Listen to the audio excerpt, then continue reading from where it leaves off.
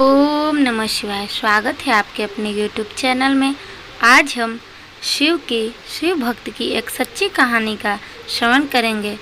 आज सावन मास का 5वां सोमवार है। आज के दिन यह कथा जरूर सुने। जो भी यह कथा का श्रवण करता है उनके सभी मनोकामनाएं शिव व माता पार्वती पूर्ण करते हैं। शंकर एक अनाथ लड़का था। उसको जंगल में रहने वाले शिकारियों के एक गिरोह ने पाला था। उसके पास कोई औपचारिकता शिक्षा भी नहीं थी। वह केवल एक ही चीज़ जानता था कि उसे कैसे जीवित रहना है, शिकार करना और उसको मारना तथा जंगल के फलों को खाना और नदी के पानी को पीकर अपने जीवन को जीवित रखता था। एक दिन जब वह अपना रास्ता भटक गया और उसने देखा कि कुछ लोग नदी के किनारे पर बने एक पत्थर की आकृति की ओर जोर जोर से चिल्ला रहे हैं और कुछ लोग उस पर फल और नारियल चढ़ा रहे हैं।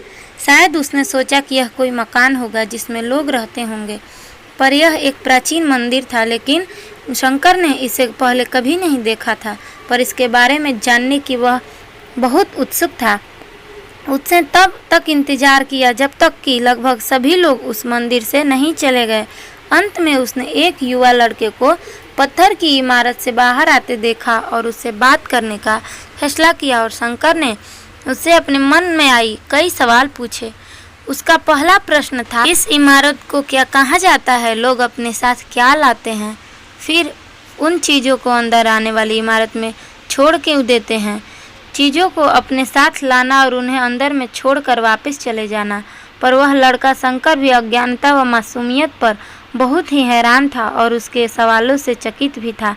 पर वह नहीं जानता था कि वह पास के जंगल में रहता है और शिकार करके ही अपना जीवन यापन करता है। लेकिन फिर भी उसने उसके सवालों को जवाब देने की पूरी कोशिश की। उसने शंकर को बताया, यह भगवान शिव का मंदिर है।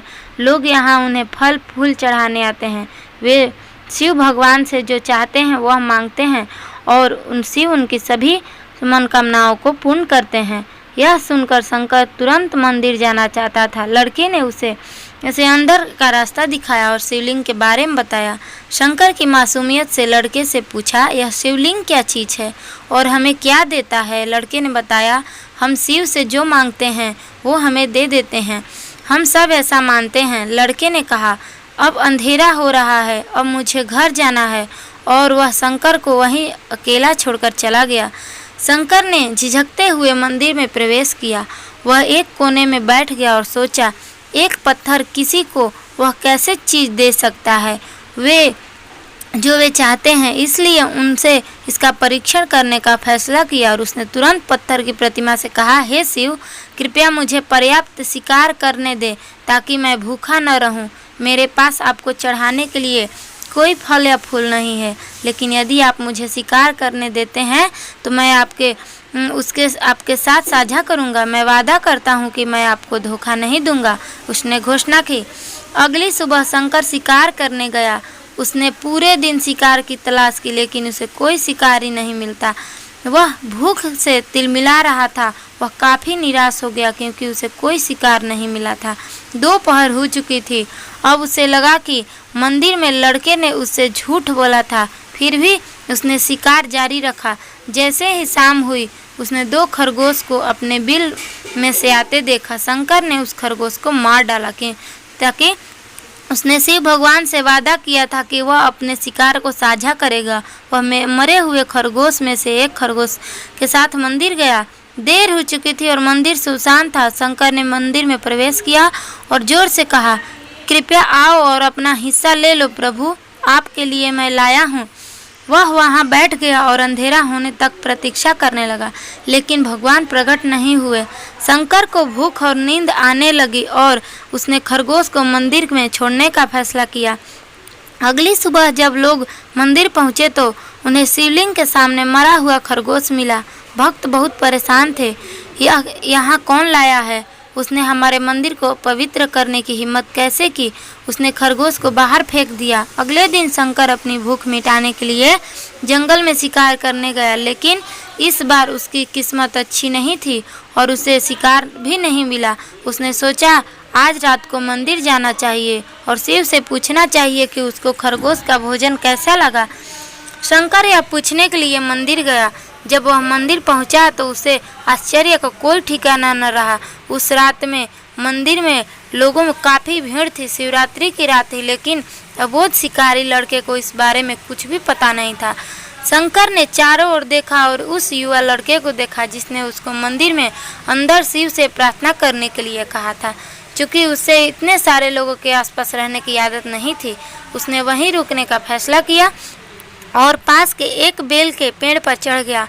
यह एक लंबा इंतजार था और समय बिताने के लिए उसने पेड़ से पत्ते तोड़कर जमीन पर फेंकना शुरू कर दिया। उससे अज्ञात पेड़ के नीचे एक छोटा सा शिवलिंग था जिसकी पूजा लंबे समय से नहीं की गई थी। शंकर के द्वारा फेंके गए बेल के पत्ते उस शिवलिंग पर गिरे। शंकर भजनों से मंत्र मुग्ध हो गया और धीरे धीरे साथ गाना और पंचाक्षरी मंत्र का जाप करना शुरू कर दिया। रात भोर में बदल गई और सभी भक्त मंदिर से चले गए। शंकर पेड़ से उतरा और मंदिर में प्रवेश किया। उसने देखा कि शिवलिंग की आंखों पर लाल निशान थे। वे कुमकुम के थे जो कि लोगों ने लगाए थे, लेकिन शंकर को यकीन नहीं था कि शिव की उनकी आंखों में परेशानी हो रही है। उसने शिव की खेदजनक स्थिति रूप में जो भी कुछ महसूस किया उसके लिए उसे बहुत दुख था।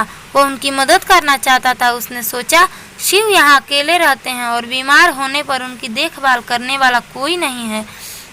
जब तक भक्त उनसे मिलने नहीं आते हैं उन्हें भोजन भी नहीं मिलता।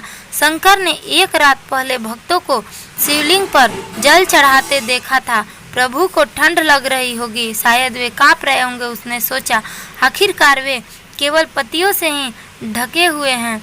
तो उसने शिव से पूछा, मेरे स्वामी, मैं आपकी क्या मदद कर सकता हूँ? शायद कुछ खाना या दवा, मैं आपकी सेवा कैसे कर सकता हूँ? शिव ने उसे कोई उत्तर नहीं दिया। शंकर ने सोचा भगवान वात्सों में बहुत ही बीमार हैं, क्योंकि वह अब उत्तर देने में भी असमर्थ हैं। वह तुरंत जंगल में गया और कुछ औषधियाँ जड़ी बूटियों को लाया और लाल निशान पर उनका लेप लगाया, लेकिन कुछ नहीं हुआ। उसने कहा, लगता है कि ये अंधे हो गए हैं। मुझे प्रभु को अपनी एक आंख देनी चाहिए ताकि वह ठीक हो जाएं। यह निश्चित रूप से उन्हें खुश कर देगा। उनका दिल पवित्र था और उसने वहां शिव के हाथ में रखे त्रिशूल को उठाया और त्रिशूल से अपनी दाहिनी आंख की ओर ले गया और अपनी आंख को निकालने का प्रयत्न किया। शंकर अनपढ़ था, उसे मंत्रों या पूजा के उचित तरीकों का कोई ज्ञान नहीं था, लेकिन उसकी भक्ति की कोई सीमा नहीं थी। जैसे ही वह अपनी आंख निकालने वाला था, शिव अपनी पत्नी पार्वती के साथ प्रकट हुए। उन्होंने पार्वती से कहा, इस भक्त शंकर ने अनजाने में शिवरात्रि का उपवास किया, बेल के पत्तों से मेरी पूजा की और साबित किया कि उनका दिल बेदाग व पवित्र है। मैं अपने इस भक्त पर काफ़ी प्रसन्न हूँ। शिव भगवान ने शंकर से कहा, तुमने मुझे अपनी मासूमियत के कारण जीत लिया है।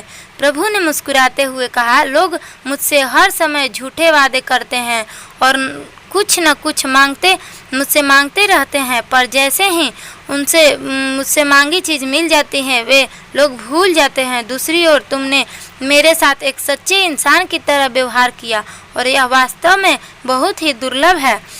अब से तुम मेरे इस संसार में सबसे बड़े भक्त माने जाओगे और तुम्हारा नाम मेरे साथ सदा जुड़ा रहेगा। तुम कई सदियों तक जीवित रहोगे। इस बात को कहकर भगवान शिव व माँ पार्वती अंतर्ध्यान हो गए।